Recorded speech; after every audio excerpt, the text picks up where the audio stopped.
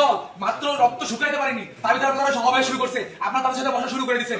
কেন এগুলো কেন? তাহলে আপনারা আবার আমাদের বুকে গুলি চালাবেন। আপনারা যে গুলি চালাবেন না, এর গ্যারান্টি কি আমাদের দিবেন? কোন ছাত্রের উপরে, কোন জনতার উপরে, নিরাপদ জনতার উপরে, কোন মিছিলের উপরে যে গুলি চলবে না, মিছিল মিটিং যে স্বাধীনভাবে হবে, এর কোনো গ্যারান্টি আছে? আপনারা জবাব দিয়ে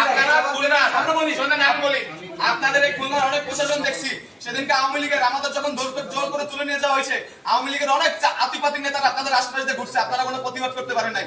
যেহেতু আপনি পুলিশ কমিশনার সেদিনকে কোনো প্রতিবাদ করতে পারেন নাই সন্ত্রাসীদের বিরুদ্ধে, আমরা চাই না এই খুলনা কমিশনার, এই আপনার মতো পুলিশ কমিশনার আমরা খুলনায় চাই না। 16 বছরে জনগণকে একত্রিত করে আন্দোলন করতে পারে নাই।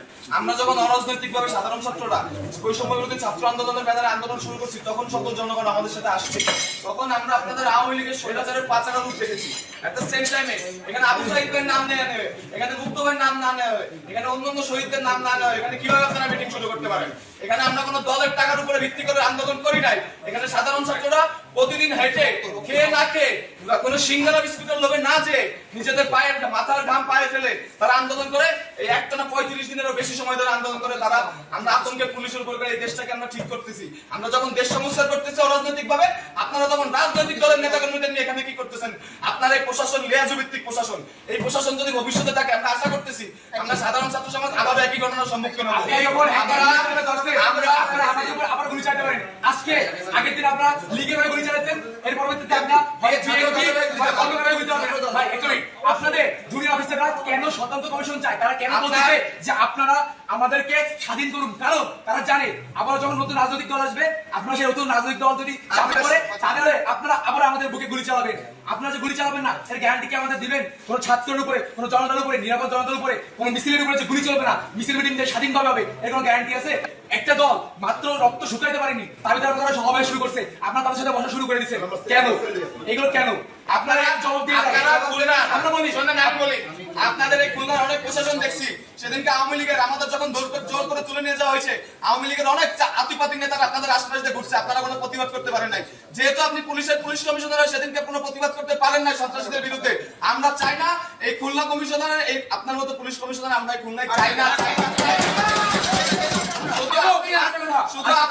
শুধু আপনি না, ওই দিনকে উপস্থিত সকল প্রশাসনিক কর্মকর্তাকে বদল করতে হবে। ওই দিনকে উপস্থিত সকল প্রশাসনিক কর্মকর্তাকে হয় বদলি করতে হবে, না হয় তাদের বহিষ্কার করতে হবে। আমরা কোনো লেয়াজু ভিত্তিক প্রশাসন চাই না।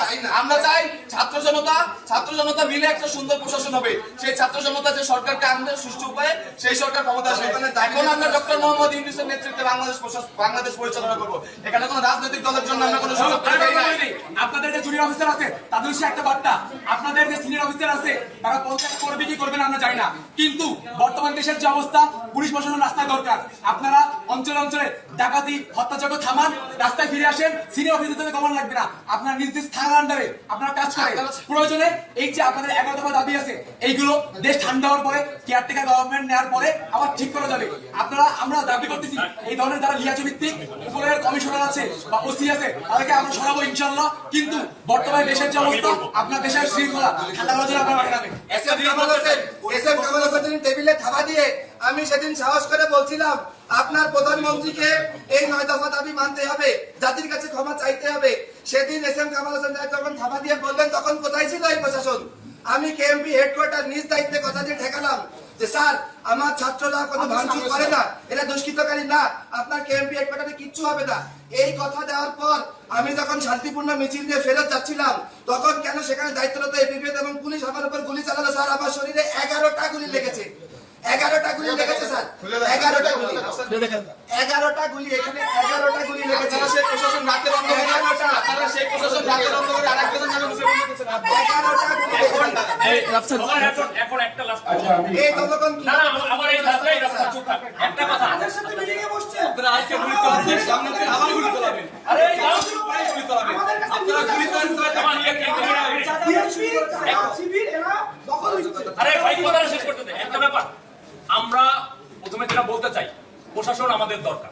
প্রথম কথা, প্রশাসন আমরা চাই, তবে আমরা প্রশাসনের যে নৈতিকতার যে অবক্ষয় দেখেছি, স্পেশালি আমি পুলিশ বাহিনীকে বলবো, তাদের এই নৈতিক অবক্ষয়ের কারণে আজকে পুলিশ প্রশ্নবিদ্ধ, এবং আমরাও এই ক্ষেত্রে ব্যতীত যে আমাদের অনেক পুলিশ মারাও গিয়েছে। বাট তাদের এই নৈতিকতা যদি থাকতো, তাহলে আজকের এই সিচুয়েশন দেখা লাগতো না।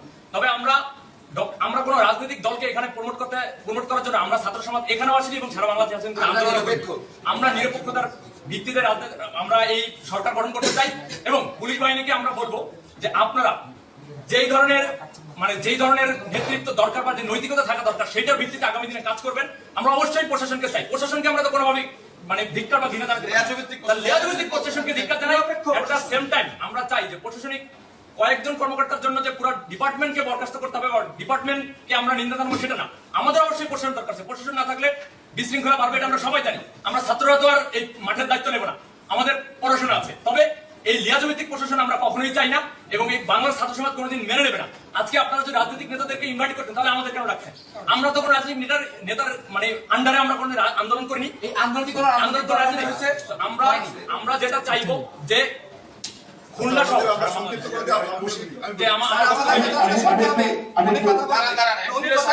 আপনাদেরকে বলি, আপনাদেরকে বলতেছি, আপনারা বর্তমানে কোন স্বৈরাচার সরকারের আন্ডারে নেই। আপনারা ছাত্র জনতার জন্য যেটা ভালো হয় সেভাবে আমরা যে আমাদের প্রতিনিধি ভাইরা আছে ঢাকা বিশ্ববিদ্যালয়ের জন্য তাদের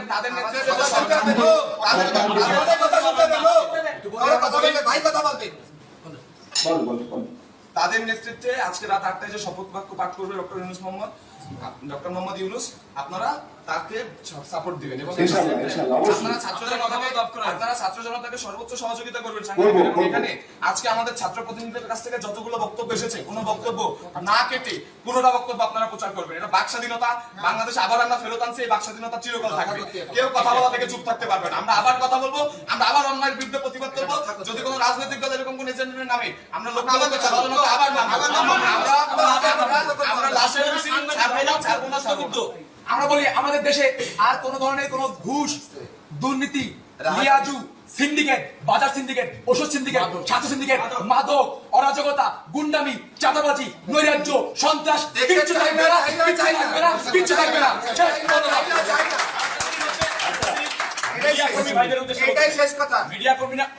মিডিয়া কর্মীদের উদ্দেশ্যে বলতে চাই যে ভাই, আপনারা যারা আমাদের সাথে ছিলেন এই আন্দোলনের শুরু থেকে, এবং আমি মিডিয়া কর্মী অনেকের সাথে কথা হয়েছে, তারাও এতদিন বাক স্বাধীনতা প্রকাশ করতে পারেন নাই। তো আজকে থেকে না, আন্দোলন যেদিন থেকে সরকার পতন হচ্ছে সেদিন থেকে আপনারা এই স্বাধীনতা প্রকাশ করছেন, আগামী দিনেও করবেন। আপনারাও না হলে পরিস্থিতি হবেন জাতির কাছে, এই শিক্ষার্থী বিন্দুদের সমাজ তাদের কাছেও, আপনাদের কাছে আপনাদের নৈতিকতা যেন থাকে। কোন বাহিনীকে প্রতিটা মানুষই হচ্ছে